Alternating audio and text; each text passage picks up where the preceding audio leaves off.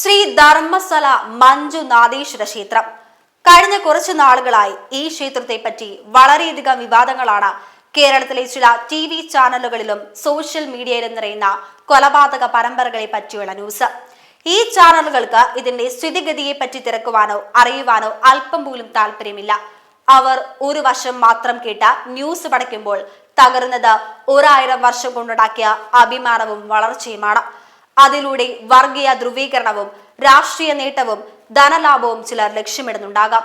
ഈ ക്ഷേത്രത്തെ ഇല്ലാതാക്കാൻ പതിറ്റാണ്ടായി ചില തൽപര കക്ഷികൾ പുറത്തുനിന്നും അകത്തുനിന്നും ഇതുപോലുള്ള കാര്യങ്ങൾ വിളിച്ചു പറയുന്നതിന് ഒരു തെളിവുമില്ല. ഏത് ജഡം ആറ്റിൽ കണ്ടാൽ അത് ക്ഷേത്ര നടത്തിപ്പുകാർ ചെയ്തതെന്ന് വരുത്തിയാൽ ഇവിടെ ആരും വരില്ലല്ലോ എന്ന ചിന്തയും ഇതിന് പിന്നിൽ ചിലർക്കുണ്ട്. എന്നാൽ ഇതിനെ മുന്നിൽ നിന്നും നയിക്കുന്ന പലരുടെയും ലക്ഷ്യം കൂടി തിരക്കുവാൻ നിയമപാലകർ തുനിയണം. കൊല നടന്നിട്ടുണ്ടെങ്കിൽ അത് ചെയ്തവനെ കണ്ടെത്തി നിയമമനുസരിച്ച് ശിക്ഷിക്കണം. ഈ കുറ്റസമ്മതം നടത്തിയെന്ന് പറയുന്ന ആൾ വർഷങ്ങൾക്ക് മുമ്പ് ക്ഷേത്രത്തിൽ വന്ന ഒരു ഭക്തന്റെ വാഹനം ചില്ല് തകർത്ത് മോഷണം നടത്തിയതിന്റെ പേരിൽ പുറത്താക്കുകയും പോലീസ് കേസെടുക്കുകയും അതിനാൽ ഒളിവിൽ പോയ ആളുമാണ്. ഈ സത്യസന്ധൻ ശവം കുടിച്ചിട്ടു എന്ന് പറഞ്ഞ സ്ഥലത്ത് പോയി പരിശോധിച്ചപ്പോൾ കണ്ടെത്തിയ തലയൂട്ടിയാണ് ഈ വിവാദത്തിന് കാരണം. ഞങ്ങളുടെ ചോദ്യം, ശവത്തിന് തല മാത്രമേ ഉണ്ടായിരുന്നുള്ളൂ, ബാക്കി ഭാഗം എവിടെ?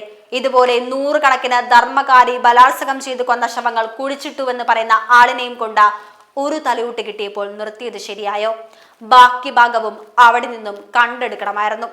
കുറ്റസമ്മതം നടത്തിയ ആള് പറഞ്ഞ അത്രയും മൃതദേഹങ്ങൾ കണ്ടെത്തണം. അതിൽ പോലീസ് വിട്ടുവീഴ്ച ചെയ്യരുത്. ഇവിടെ സംഭവിക്കാൻ പാടില്ലാത്ത 1-2 കൊലപാതകങ്ങൾ നടന്നതായി കേട്ടിട്ടുണ്ട്. എന്നാൽ അതിന്റെ സത്യഗതി എന്തെന്നറിയില്ല. അതെല്ലാം പോലീസ് അന്വേഷിക്കുകയും ചിലരെ ശിക്ഷിക്കുകയും ചെയ്തിട്ടുണ്ടെന്നാണ് കേട്ടിട്ടുള്ളത്. അതിൽ സൗജന്യ എന്ന പെൺകുട്ടിയുടെ മരണം കൃത്യമായി അന്വേഷിച്ച പ്രതികളെ കണ്ടെത്തി ശിക്ഷിക്കണമെന്ന ആവശ്യമുന്നയിച്ച കഴിഞ്ഞ വർഷം ഇന്ന് കുറ്റമാരോപിക്കുന്ന ധർമ്മസ്ഥലാധികാരിയും ക്ഷേത്ര ട്രസ്റ്റും കൂടിയാണ് 10,000 കണക്കിന് ജനങ്ങൾ പങ്കെടുത്ത പ്രക്ഷോഭം നടത്തിയത്. ഇന്ന് വലിയ വിവാദമുയർത്തുന്ന മലയാളം ചാനലുകൾ അതൊന്നും കണ്ടില്ല, അറിഞ്ഞില്ല. ഇത് ഒരു വശം. ഇതുപോലെ ഇപ്പോൾ വിവാദമുയർത്തുന്നവരും ഇവിടെ ഒരു വലിയ ജാഥ ഇതേ കാരണം പറഞ്ഞു നടത്തിയതും ഞാൻ കണ്ടിരുന്നു. 2 കൂട്ടർക്കും വേണ്ടത് ഒരേ കാര്യം. എന്നാൽ ഇപ്പോൾ വിവാദമുയർത്തുന്നവർ പറയുന്നത് കേട്ടാൽ തല പൊട്ടിച്ചിതറുന്ന തരത്തിലാണ്. ഇവിടെ ധർമ്മസ്ഥലയിൽ ജനം കൂട്ടത്തോടെ കൊല ചെയ്യുന്നു.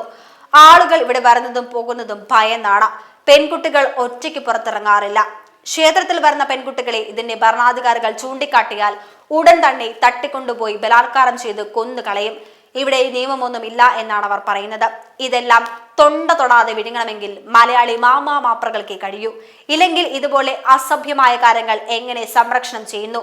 800 വർഷങ്ങളായ ഈ ക്ഷേത്രം നിലവിൽ വന്നിട്ട് ഈ ചെറു പട്ടണത്തിൽ സർവ്വമതസ്ഥരും കഴിയുന്നുണ്ട്. ഇതുവരെ ഒരു വർഗീയ കലാപവും ഇവിടെ നടന്നിട്ടില്ല. ഹിന്ദുക്കളുടെ പുണ്യനദിയായ പശ്ചിമഘട്ട മലനിരകളിൽ നിന്ന് ഉത്ഭവിക്കുന്ന നേത്രാവതി പുഴ ഇതുവഴിയാണ് ഒഴുകുന്നത്. അമ്പലത്തിൽ നിന്നും 3 കിലോമീറ്റർ അടുത്തുകൂടിയാണ് ഈ പുഴ ഒഴുകുന്നത്.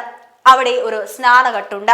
അവിടെ കുളിച്ച് തലമുണ്ടനം ചെയ്ത മഞ്ജുനാഥനെ തൊഴുക എന്നത് കർണാടകയിൽ മാത്രമല്ല, തമിഴ്, ആന്ധ്ര, തെലങ്കാന, മഹാരാഷ്ട്ര എന്നീ സംസ്ഥാനങ്ങൾക്ക് ജന്മപുണ്യമാണ്. അതിനായി 1000 കണക്കിന് ഭക്തരാണ് ദിനം പ്രതി ഇവിടെ വരുന്നത്. കുറച്ചു കാലം മുമ്പ് വരെ ഈ വരുന്ന സർവ്വജനത്തിനും താമസവും ഭക്ഷണവും ക്ഷേത്രത്തിൽ നിന്നും നൽകിയിരുന്നു. എന്നാൽ ഇപ്പോൾ ഫ്രീ ആയി താമസം നൽകുന്നത് നിർത്തി പകരം ചെറിയ റൂം വാടക ഈടാക്കി തുടങ്ങി. എങ്കിലും 1000 കണക്കിന് ആളുകൾക്ക് ഇന്നും ഇവിടെ നിന്നും ഫ്രീ ആയി 2 നേരം ആഹാരം നൽകുന്നു. അതിനാൽ തന്നെ ഇവിടെ ആരും പട്ടിണിയിൽ കഴിയുന്നില്ല. വിശേഷ ദിനങ്ങളിൽ അന്നദാനത്തിൽ ഭക്ഷണം കഴിക്കുന്നത് ലക്ഷക്കണക്കിന് ആളുകളാണ്. ഇതിനൊന്നും ഒരു ഫണ്ടും സർക്കാരിൽ നിന്ന് വാങ്ങുന്നില്ല. ഒരു നിർബന്ധ പിരിവുമില്ല. ധർമ്മസ്ഥല എന്നാൽ ഇവിടുത്തുകാർക്ക് കാശി പോലെയാണ്. ഈ പ്രദേശം വനങ്ങളാൽ ചുറ്റപ്പെട്ടതും വലിയ മലകളും ഗർത്തങ്ങളുമുള്ള സ്ഥലമാണ്. സങ്കടകരമായ മറ്റൊരു കാര്യം, ചിലരെങ്കിലും ഈ സ്ഥലം ആത്മഹത്യ ചെയ്യുന്നതിന് തിരഞ്ഞെടുക്കുന്നു എന്നതാണ്. അപ്രകാരം ചില മരണങ്ങൾ നടന്നിട്ടുമുണ്ട്. അതിന് പ്രേരിതമാകുന്നത് ഇവിടെ മരിച്ചാൽ മോക്ഷം ലഭിക്കുമെന്ന വിശ്വാസമാണ്. മരണമോ കൊലപാതകമോ അങ്ങ് ദൂരെ വനത്തിൽ നടന്നാലും അതെല്ലാം ഒഴുകി അടിവാരമായ ധർമ്മസ്ഥലയിൽ എത്തുന്നതും പതിവാണ്. അതുമാത്രമല്ല, ഏതെങ്കിലും സാമൂഹ്യ ദ്രോഹികൾ കൊല്ലാനും കൊള്ളയ്ക്കും ഈ വനം തിരഞ്ഞെടുത്താലും ഇവിടെ തന്നെ വന്നടിയും. അങ്ങനെ വന്നടിയുന്ന ശവങ്ങൾ ക്ഷേത്രം മുൻകൈയെടുത്ത് ആൾക്കാരെ കൂട്ടി അടക്കിയിരുന്നു. എന്നാൽ 2012 മുതൽ ക്ഷേത്രം ചെയ്യുന്നില്ല. ഇത് ക്ഷേത്രത്തിന്റെ ഉത്തരവാദിത്തമല്ലെന്നും അതിനാൽ പഞ്ചായത്തും പോലീസും ഇത് നിർവഹിക്കണമെന്നും സർക്കാരിനോട് ആവശ്യപ്പെടുകയും അത് നിർത്തലാക്കുകയും ചെയ്തതായി അറിയാം. ഇതൊക്കെ ക്ഷേത്രം നടത്തുന്ന കൊലപാതകമാണെന്ന് പറഞ്ഞു പരത്തിയാൽ പിന്നെ എന്ത് ചെയ്യും? ഇതെന്താ വെള്ളരിക്ക പട്ടണമോ? ഇതുപോലെ 100 കണക്കിന് കൊല നടത്താൻ ഇവർ ഇപ്പോൾ പറയുന്നത് ആയിരക്കണക്കിന് കൊലപാതകം ക്ഷേത്രധർമ്മകാരി നടത്തി പോലും. ഇവിടെ സാമൂഹ്യ ഉന്നതി ഉണ്ടായിട്ടുണ്ടെങ്കിൽ ഈ ക്ഷേത്രവും അതിന്റെ ധർമ്മകാരിയുമാണ് കാരണം. ധർമ്മശാല ഹെഡ്ജിയുടെ സ്ഥാനം ഇന്ത്യയിലെ മറ്റൊരു മതകേന്ദ്രത്തിലും ഇല്ലാത്ത ഒരു സവിശേഷ സ്ഥാനമാണ്. ഈ ക്ഷേത്രത്തിന്റെ പാരമ്പര്യത്തിൽ അദ്ദേഹം ഭഗവാൻ മഞ്ജുനാഥനെ പ്രതിനിധീകരിക്കുന്നു. സമൂഹത്തോട് നിരവധി മതപരവും സാമൂഹികവും സാംസ്കാരികവുമായ ഉത്തരവാദിത്തങ്ങളുള്ള ഒരു ഭക്തനായ ഗൃഹസ്ഥനാണ് അദ്ദേഹം. ഈ നാട്ടിൽ ഏത് കൊച്ചുകുഞ്ഞിന് പോലും അദ്ദേഹത്തെ കണ്ടാൽ അറിയാം അദ്ദേഹം ഇത്തരം നീചകാര്യങ്ങൾ നിർവഹിച്ചു എന്ന് ധർമ്മസ്ഥലയെ അറിയുന്നവർ പറയില്ല. വളരെ നിസ്സാര പൈസയ്ക്ക് ഉന്നത വിദ്യാഭ്യാസം, മരുന്നും ചികിത്സയും നൽകുന്ന നൂറുകണക്കിന് സ്ഥാപനങ്ങൾ കർണാടകയിൽ നടത്തിവരുന്നു. ലക്ഷക്കണക്കിന് ആളുകൾ ഈ ക്ഷേത്രം വക സ്ഥാപനങ്ങളിൽ ജോലി ചെയ്യുന്നു. ഈ ക്ഷേത്രങ്ങളിലെ വരുമാനം ഒരു നാടിന്റെ ഉന്നമനത്തിനായി ഉപയോഗിക്കുന്നു. ദിനം പ്രതി ഈ നാടിന്റെ പുരോഗമനത്തിൽ ഈ ക്ഷേത്രവും അതിന്റെ ധർമാധികാരിയും വഹിക്കുന്ന പങ്ക് വളരെ വലുതാണ്. 800 വർഷത്തോളം പഴക്കമുള്ള ചരിത്രമുള്ള ദക്ഷിണേന്ത്യയിലെ ഏറ്റവും പ്രശസ്തമായ ശ്രീ ക്ഷേത്ര ധർമ്മസ്ഥലയിൽ മഞ്ജുനാഥേശ്വരനെ ഒരു ശിവലിംഗത്തിന്റെ രൂപത്തിൽ ആരാധിക്കുന്നു. ഈ ശൈവ ക്ഷേത്രമായ ശ്രീ ക്ഷേത്ര ധർമ്മസ്ഥലത്തിൽ മഞ്ജുനാഥേശ്വരനെ അസാധാരണമാംവിധം വൈഷ്ണവ പുരോഹിതന്മാരാൽ പൂജിക്കപ്പെടുകയും ജൈന പിൻഗാമികൾ ഭരിക്കുകയും ചെയ്യുന്നു. ധർമ്മത്തിന്റെ വാസസ്ഥലമായ ധർമ്മസ്ഥല മനുഷ്യത്വത്തിന്റെയും വിശ്വാസത്തിന്റെയും സത്താണ്. പേര് സൂചിപ്പിക്കുന്നത് പോലെ ധർമ്മം എന്ന വാക്കിന്റെ യഥാർത്ഥത്തിൽ നീതി എന്നാണ് അർത്ഥമാകുന്നത്. അതൊരാളുടെ ജാതി അല്ലെങ്കിൽ മതം എന്നിവ കണക്കിലെടുക്കാതെ ലോകത്തിലെ ഏറ്റവും ദിവ്യമായ വികാരങ്ങളുടെ ആൾരൂപമാണ്. അതിന് ഒരു കോട്ടവും തട്ടാതെ ഇവിടെ നിർവഹിക്കുന്നു.